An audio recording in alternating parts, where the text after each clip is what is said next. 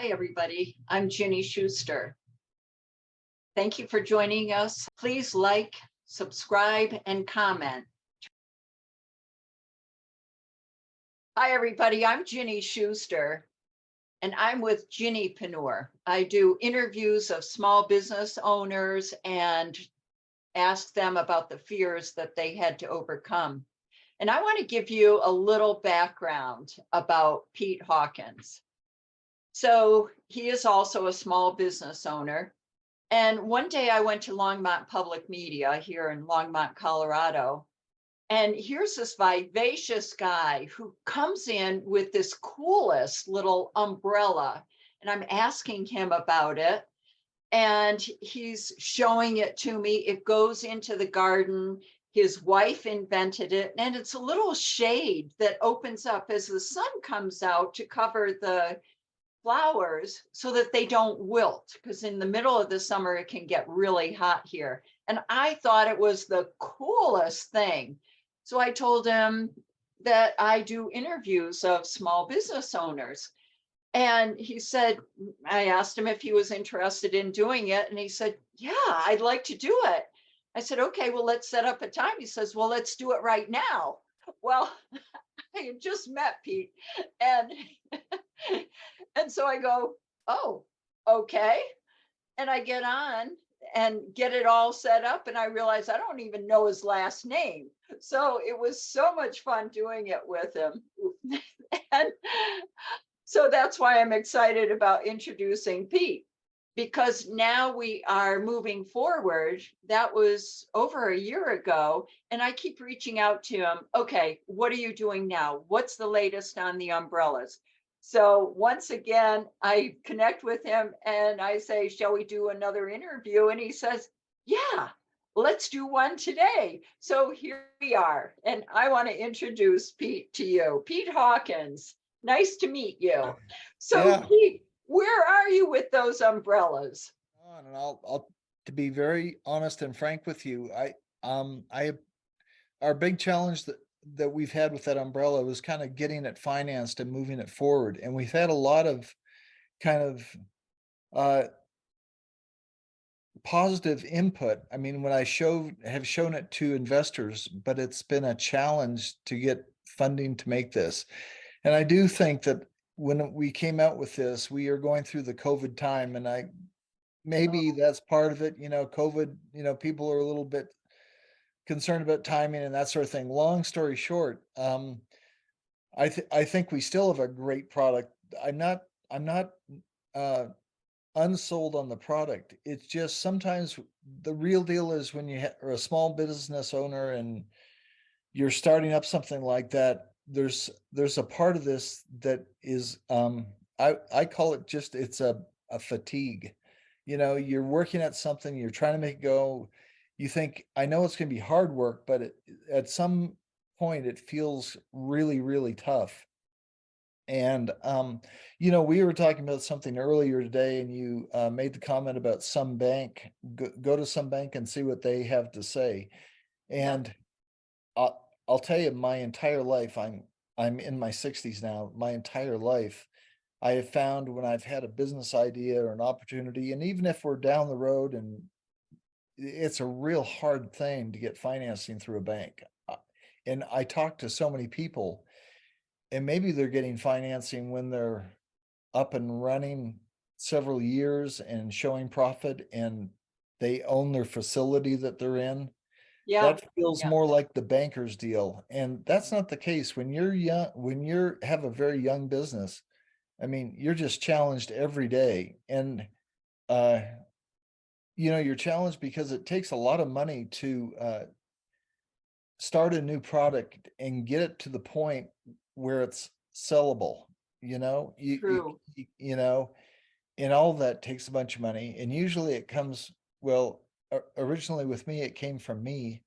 Um, I do have an investor that's 20% in the company, and we had some money from him. Um, but it just takes a lot of money to do something like this. So, It does. It takes a lot of money. And that takes me back to when we got into business. We started out in a KOA, in our van, long-haired hippies, Yeah, and we were going to buy a print shop, and we thought we had it in the bucket. All we had to do was go to the bank and say, here's our business plan. It's already an existing business, and we will be able to be successful. And here's our growth pattern. Well, the three of us, well, actually, the two guys were the ones that went into the bank. So let me paint this picture for you. Here we are at a KOA, and for right, some reason, somehow they got suits. So they jump out of this van in their suits. Ta-da, here we are. We're going to the bank and we're going to get a loan. right, Well, lo and behold, they went to the bank and got turned down. right, So what you're saying is very true. It's very hard, even if it's an established business, to get a loan. right, So what you're looking for are venture capitalists, right, and it's a matter of that gets you to connections, which is what you see. That was also what we were talking about earlier. It's a little bit harder for you because you're kind of new to Colorado. You came from Texas. right, right. Yeah. I, I yeah, I think a big part of small business when you're going into it is really how well you're connected. And I Yes. think we talked about this earlier, and that is where I came from. I had been a businessman down there and I had a circle of friends. And if you needed, some investors, it was just a phone call away. And it was usually you could run by and pick up a check for them and we'd kind of move forward. Yeah. Up here, because we've been back to Colorado, here for only 5 years. We originally lived in Colorado, then we moved to Texas and came back here. That network is just gone. And so it's just challenging. And another subject too is it is hard to, if you're not aware of it, uh to go about raising funds with the different things like GoFundMe, and there's several different things like that. Those are all kind of challenging too, because you just don't know. It's almost like you don't have enough time to learn all the different ways. It's kind of like you would love to go. um you'd love to have a person that could do that kind of for you. Yeah. Yeah. Hmm. So, And so once again, it's all about connections. And I can share also that I saw that once we sold our business, I lost complete connection with all the people and I mean, I knew almost everybody in Boulder. I felt as though I did. That's where right, our business was. right, And I knew all the business owners. I was involved with the Chamber of Commerce there.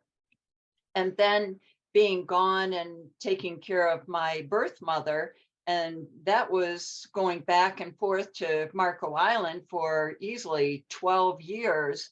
right. Then when that was done, you go, okay, what am I doing now? And you realize, wow, I have no connections anymore in Longmont. So in a Right. way, that was what we were discussing is, okay, Ginny wants to get back into business. What is it? How do I strategize?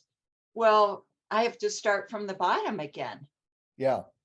Yeah. And I've got to go back to the chamber. Well, now it's the Longmont Chamber of Commerce I go to. And I checked out all the networking events that there Yeah. are. And Sometimes, not to interrupt you, but sometimes when you get hooked up with those different kinds of organizations like that, there's a bunch of people going there that are kind of like me.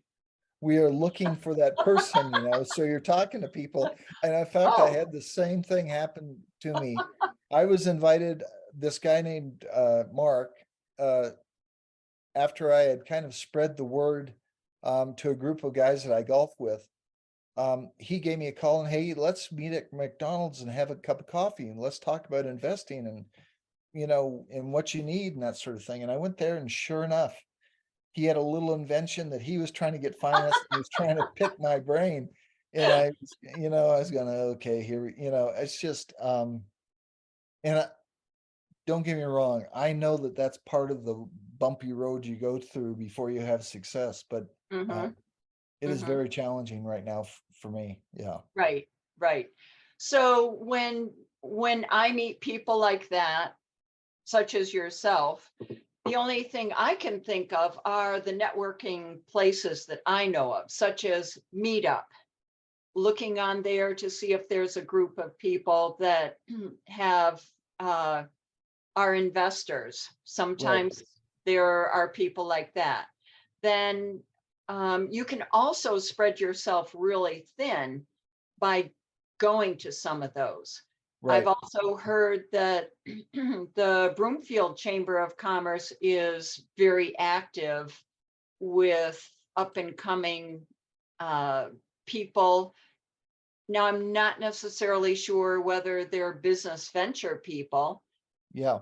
but I put huge credibility toward Chamber of Commerce's. And I Okay. know that each one of these, you can at least go and check it out at least once to get a feel for whether you've got a good rapport with those people and good connections. Right. That Well, always seems to be my first choice. I'll listen to you there. I will. I'll try to track that down in my local area here. Yeah. Okay. So And your local area is what I'm in chamber? Erie. I'm in Erie. Erie. Yeah. Okay.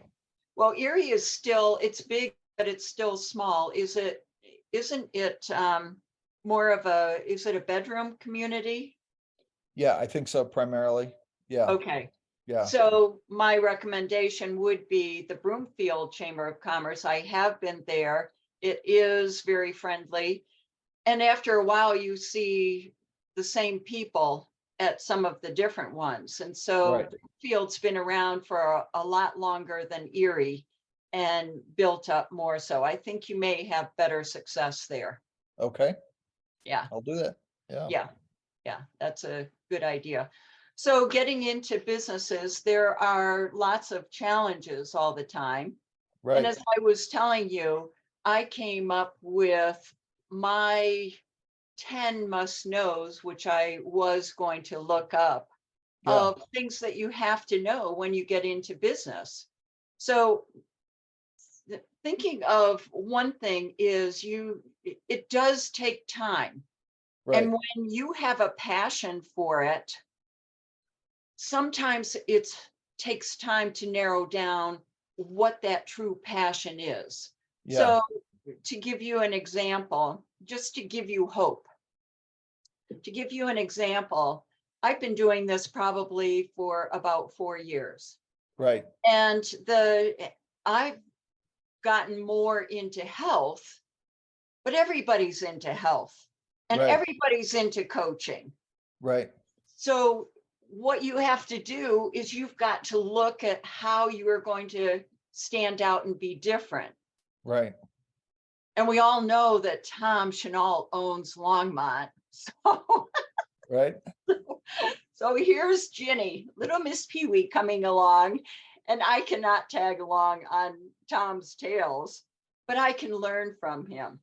So Right. I learned, how do I stand out? And that is kind of how I got into the interviewing, because I had no self-confidence because I knew nobody. It's amazing that as you know people, it helps to build up your confidence, because you start to feel that people get to know you and they start to like you, and that makes you stronger. So I got the idea of doing interviews. And of course, that takes you down the rabbit hole of, oh, I'm not good enough attitude. And you have to Yeah. work through, there are a series of things that you have to work through, Right. just like in any business. So you set up a business and you know that there are finances, you know that you want to grow it. So you have to have a marketing strategy. You have to take care of yourself with your health. And some of the other things, another one was the exit plan I thought of, goal setting. You have to be flexible because COVID comes along, and you've got to have a different approach. For us, when we had our printing business for 24 years, we there was something that happened that was completely out of our control. And we thought that customers dropped off and we thought it was us. But as we got talking to the other printers in town, we realized, oh, it's not us, it's what's going around worldwide.